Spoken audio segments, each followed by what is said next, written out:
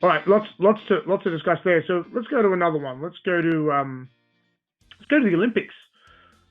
So I think one thing that's really been cool the last couple of weeks we've had the Olympics, and might I say, Japan. What a great job Japan did putting that on under this Amazing. most difficult, challenging of circumstances. They managed to pull off a great games. It was great to see them come third in the medal tally. That was really exciting. I think they deserve that, and just the quality of the whole games was excellent. And I think the world really needed it. The world needed it. We needed some uplifting time. And of course, for Australia, it was made extra special by the fact that Brisbane was awarded the Games. And we were all Queenslanders that day. Very exciting. All Queenslanders that day. But I think what's really interesting about this, and Michelle, you and I were talking about this earlier, is the fact that it's getting harder and harder to put the games on for countries. So now you've got larger indebtedness, public sector balance sheets are more strained than ever before. It's estimated Japan spent billions, up to maybe 20 billion, to try and get the games going because of persistent delays and all that sort of stuff. I was reading recently that no games has really been on budget, and now you've got a situation where the AOC and the IOC are saying, no, we're going to change the way we're going to run this. We're going to run a more sustainable games financially. We're going to run the more sustainable games in terms of its environmental impact of the games. We're going to actually create a template for how hosting the games will create a sustainable economic dividend, even though that's been long promised to countries and cities that seek to host the games. And for us, this isn't just a Brisbane Games, it's a Southeast Queensland Games. It's really about trying to get that part of our country to have a real economic dividend to it. So what does that mean for us? What does that mean for digital? I mean, how do we think that autonomous, in terms of the whole suite of Podium and the digital product, can contribute to the games? And is this a realistic outcome? Do we really think we can deliver a sustainable games using a different way of thinking? Michelle, let's start with you. I mean, I think that there's a couple of elements. One is that as we move forward, the game operation, the game development needs to be sustainable. And I passionately believe that you can't get to a sustainable roadmap in a spreadsheet. You need to have some hard data that's in real time that allows you to work out what are the elements that need to change to get to a sustainable outcome. And so digital plays a huge role in enabling the ability to create a sustainable games. Then I look at the fact that the Olympic Games are often building new facilities, whether it's the village, whether it's the broadcasting stadium, whether it's the actual stadium. And so how do you ensure that you're creating these places that are designed for one purpose, being the games, but actually have a legacy that contribute to a community for the long term, that allow that community to thrive? And so how do you ensure that you have the ability to design for multiple purposes? And again, using digital twins in particular, you can simulate and determine how that property or how that building will respond to its initial purpose, but also to its long legacy purpose. And then three, we saw in the Japan Games, the pandemic concern. It may have been every 100 years that we've seen pandemics. We're going to see pandemics coming quicker and faster than ever before. And who would have thought we'd be sitting back in lockdown with Delta virus a year later? And so, how do you create experiences? How do you create property? How do you create stadium? How do you control traffic to keep people safe? And it's no longer an expectation that, we'll put a mask on or we'll be safe. People want to know that planning has been put in place to ensure that everything possible is going to keep themselves and their families and their colleagues and their fellow athletes safe. And again, using digital is a critical enabler to ensuring that you can build before you build. You can simulate all the different possibilities that could happen and within reason address those. And so I think that digital is going to be a really powerful force for future games. And I think the other aspect is then the sharing. the ability to share learnings from one game to another and having that rich data that is at their fingertips so that they're not having to think through, okay, well, what do we need to do to create sustainable games or healthy games? We can ensure that knowledge transfers across the globe in the spirit of the games. The spirit of the games is collaboration and of unity and of global partnership. So very long-winded response to your question, but well, no, I agree. I mean, I think the reflection I have on it as well is from just speaking about it from a public sector perspective. This is an interesting games for Australia because it is a true joint venture between the Commonwealth of Australia and the Queensland State Administration, and that is a new approach. It's not common to see the Commonwealth seek an actual delivery role in public sector projects. Generally, the Commonwealth is a funder of projects, and they rely on the state government to deliver. But however, this Commonwealth government has said no, this is a national thing. So we need to actually be involved in making sure there is a national dividend to this. And so I think that's where digital can really help. I think, Kieran, you and I talked about before on a previous podcast about the benefit of being able to virtualize and scenario test different solutions, right? So I think that's an important thing, wouldn't you say? Yeah, definitely. And to one of Michelle's points, I think the bit that has been a historical problem with, particularly Olympic Games is you need to build a lot of infrastructure. And then for a lot of companies, they've got to countries, they've got to work out, well, what do I do with this infrastructure, right? So not every country needs 6 football stadiums and a track and field event place and a pool. And so for those sort of core large infrastructure, anchor points of the games, it's really important, as Michelle said, to sort of think about them over a time continuum, right? So there's the build up to the games, there's the games, and then there's the next bit afterwards. And where countries have been successful to really think about, well, once the games is over, what am I going to do with this, right? Am I going to convert it into, public realm? Am I going to convert it into residential? Are we going to, is it something that's transformable? And I think one of the things that's been really interesting as well, looking at, particularly how the Japanese Olympic committee have really built things like, Athletes Village, right? So it's purposely designed to be massively modular, even to the point with the, people made a lot of fun out of it. But the fact that a lot of the furniture, like beds and tables and stuff is made out of this, heavy duty compressed cardboard, so infinitely recyclable. So, the way that they designed the Athletes Village was to leave as little trace as possible when they needed to take it apart. And that's really important in a country where you're very restricted with space. At a premium. Yeah, right. And you could argue that Australia isn't so much restricted for space. But I think the other really interesting learning... Just on that, sorry to interrupt, but we, of course, took a different approach, didn't we? Because we went, we need to develop parts of our city. Correct. Sydney. Yep. And so we're going to develop new parts of it. So let's use the Athletes Village as an opportunity to build new residential, use it for the purposes of the game. Built whole new suburbs and stuff like that. We've built whole new suburbs, and now, that's, 20 years on, that's a great suburb, Homebush, that area, it's really come up as an area. And it's quite dense, right? Which if you think about it, 20 years ago, when I first arrived here, there was nothing out there really in Homebush. It wasn't a particularly busy place. Yeah. And it's achieved its own culture. So I think, and the same thing in London, obviously Lend-Lease worked in London at Stratford. The same thing, Stratford has been transformed by the Olympic Games, right? And, again, the residential product there at Stratford has come as a result of the changes there. And you could say the same for the Commonwealth. It's interesting the Japanese took a different approach. So it means in the way you think about how you procure the Olympic Games, what are the actual dynamics of a particular country's needs, and what elements of infrastructure can you bring in that will be sustainable? How do you manufacture that so you create a sustainable industry? I think where tech and digital really help is from the virtualization, the scenario testing to say, well, here are 8 different ways we can make this work for us.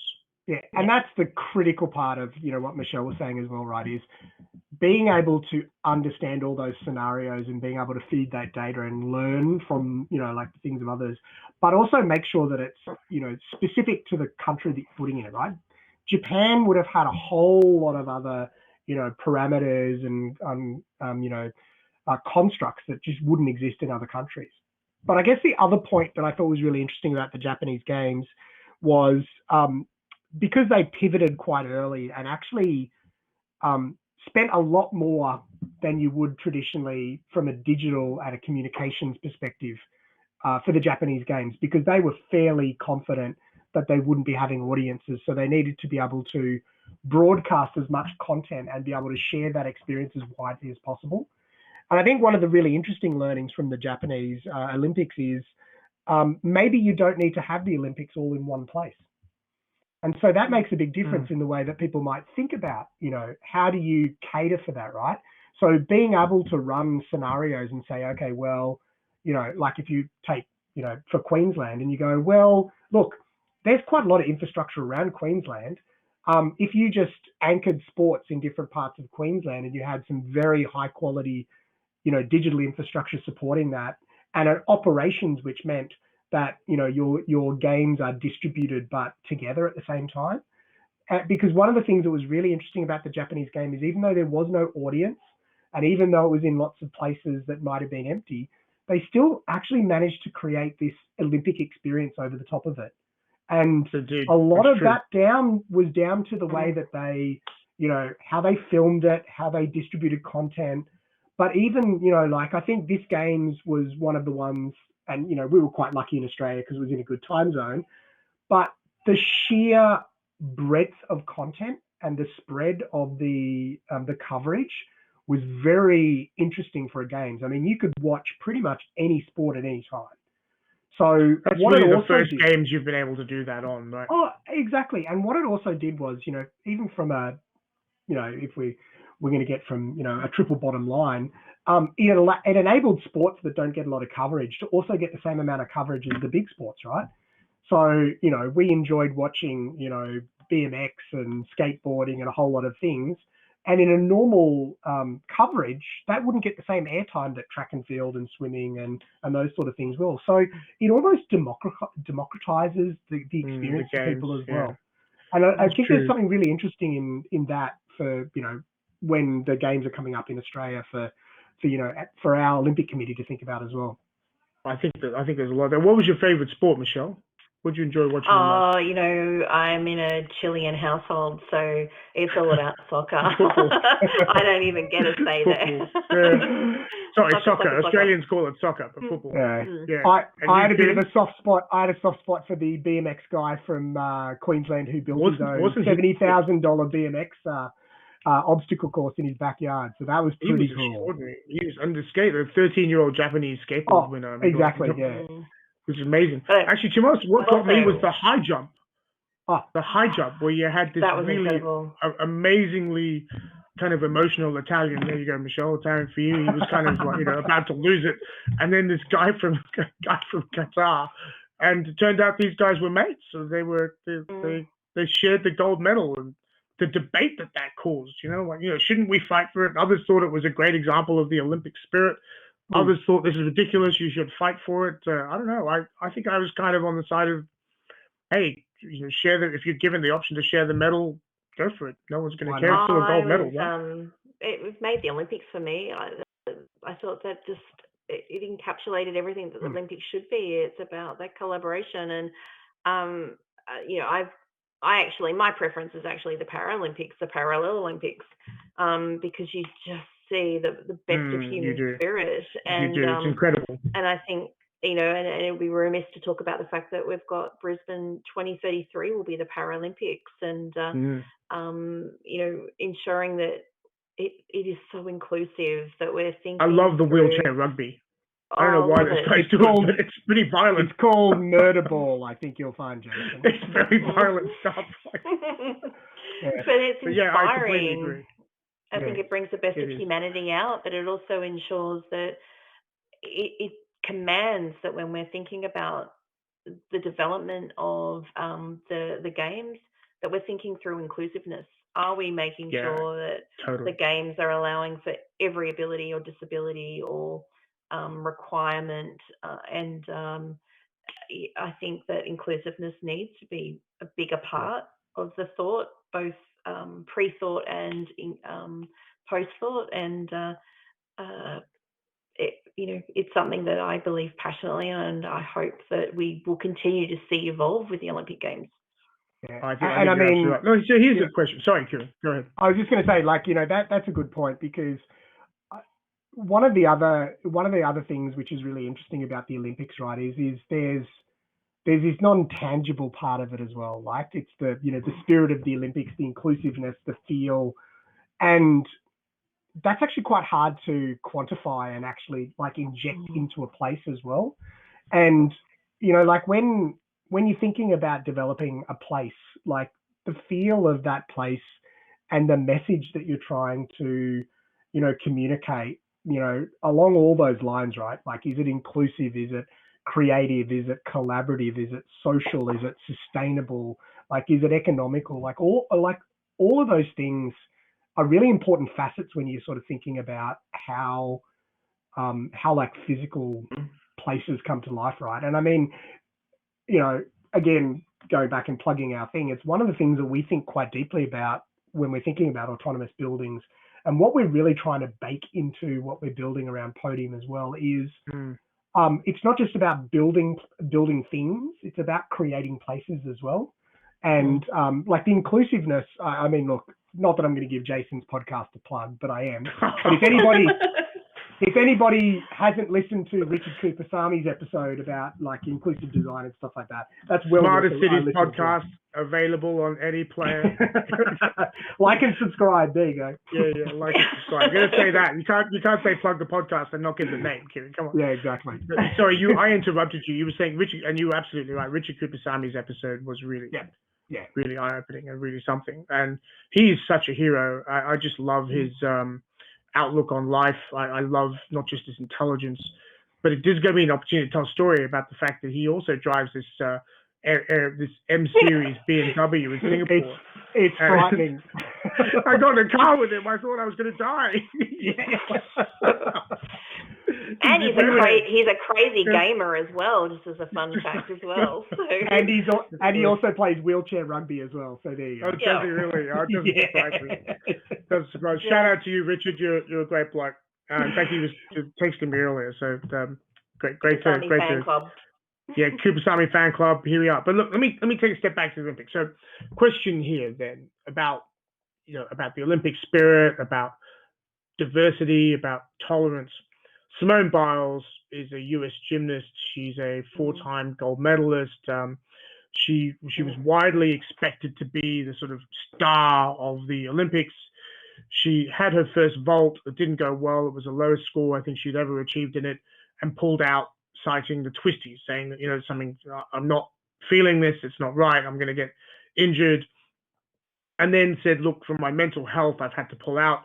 And it turned on a massive Twitter rage where some people said, this is outrageous. You had some people on one side saying, oh my God, she's given the medal to the Russians. This is outrageous, which was, I thought, a bizarre take with respect. And then others saying, this is wonderful.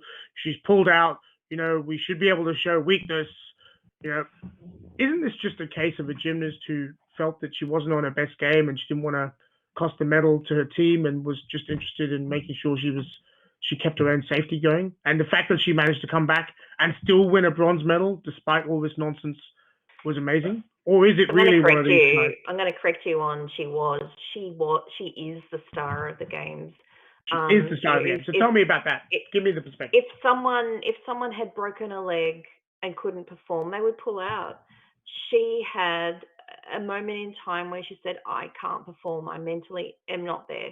And she showed enormous strength, enormous resilience to be able to not only pull out of that because she couldn't do her best work, but she actively cheered and that's right. She was in the stands. She cheered a whole team, right? She showed true leadership. Leadership isn't doing. Leadership is encouraging, inspiring, and having people follow you. And her team followed her. She was everything that a leader should be, and I think a great role model for our kids to showcase the importance of saying, hey, I'm not okay today. And that's perfectly okay. And it doesn't matter what level. We saw it in the tennis as well recently. Very similar, situation of someone saying, I'm out. I'm not good. I'm not okay, and I'm not doing this. And I think that it just can't be respected more. Yeah, I That's think a it's great take. A great take on leadership. Sorry, Ken, go yeah. ahead. I was going to say, I think it's a good, I'm going to aggressively agree with Michelle, but I think, like on both sides, it's not a good indication that generally people don't understand how to normalize mental health, right? And to Michelle's point, if she'd broken a leg, everybody would have went, oh, well, these things Isn't happen, that right? terrible? There's no And way. then if she cheered from the stands with a broken leg, she would have been right? leader. Is that what we're saying? There's no way that you can continue with a broken leg. But I guess, one of the things that, people need to understand is that mental and physical health are both health, right? And they're equally important in, helping people perform at the level they need to be. And if you're not in the right mental health state or the right physical health state, you can't perform to your best. And there is no differential between them, right? And for her to be able to stand up on a, like she's been working for, years, 5-6 years, right, to get to that point. And for her to get to that point and go, you know what, I'm not gonna destroy my mental health just to do this, 15 minutes worth of jumpy jump, right? And it's a good way, I think, for everybody to understand as well that, athletes are people, they're not machines. Like, they can't just, rinse and repeat these perfect performances. And, it's a good way, as Michelle said, it's a good way for people to see that it's okay to go, you know what, I can't do this. Like, and, I'm going to step back and not be punished for it, because, the worst thing you can do is to punish people for, revealing, mental fragility, right? It's not a bad thing. It's just something that people should talk about. And look, like you, I observed the majority of the people like, going, well, we can't call her a hero because she gave up. And I'm like going, well, it's not about calling someone a hero. Like, it's about normalizing that mental health is an okay thing to talk about. So I think generally I found it was pretty ridiculous. I thought the commentary, it was bizarre, right? These two sides that sort of came out on it. I'm with you, Michelle. I really applauded her leadership in the stands.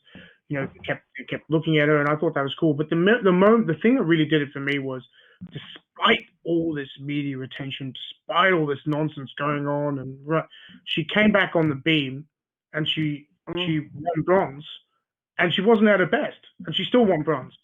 Right? And then she clapped on those Chinese athletes that won gold and silver, who were amazing. She was a winner in my eyes in that moment. Genuinely happy for the Chinese athletes who were, not really much older than children. I mean, I think she was, we talk about the 13-year-old skateboarder. The gold medalist was 16. I mean, wow. So I think it was an interesting point in time and an interesting discussion, and I applaud her for her effort. She's clearly a very smart and intelligent woman and a brave woman, and I think she, I think I agree with you. Amazing role model. She led her team well, and a role model for us all. I will say our moderator Erin Brown has just sent me a message saying that her auntie Julie won 2 gold medals at the Sydney Paralympics, and she was also Australia's female athletes of the game. So there you go, Erin Brown. There you go. Shout out to your auntie Julie. Yay. Fantastic stuff. I will also say that Erin told me to turn my messages off, and I failed to do so. So thank goodness, because I wouldn't have had this. I wouldn't have had this breakfast. Yeah, sorry, Erin. Mine's been going Great off stuff, too. Auntie Julie. We'd love to hear more about that, actually, with what sports you played in and all that stuff. So message me again. I'll put it on. All right, great discussion.